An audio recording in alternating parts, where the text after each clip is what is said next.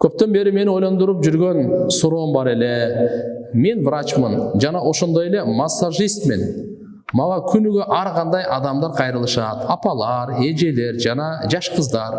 Көбүнчө бели, моюн омурткалары, буттары ооруп келишет. Ошолорго массаж жасайм. Ушул кылган жумушум шариятка дал келеби дейт. Жакшысы аял аялга массаж жасасын. Кандай оору болгондо да, эркек эркекке.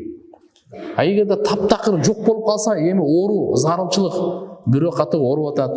Анда махрам болсун жанында. Махрам болсун. Түшүнөсүзбү махрам? Ошол келин келди, кыз келди, апа келди, жаш кызбы ким болсо дагы ошонун атасы, кыз болсо атасы жанында турсун.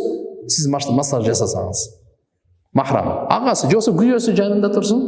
Бул аргасыздан. А эң жакшысы эркек эркек, аял аял. Эми биз билбейбиз деп кандай пайгамбарыбыз айткан бир сөз айтып койгон, кыямат күнгө чейин бизге сабакта. Жоочун эркек менен жоочун аял экөө эле. Болсо үчүнчүсү точно шайтан деген да. Биз буга шектенбей эле коелу. Совсем өзүбүздү аулия кылып жүрбөйлү. Үчүнчүсү точно шайтан деди, пайгамбарыбыз айтты, болду. Намахрам эркек, намахрам аял, үчүнчүсү шайтан.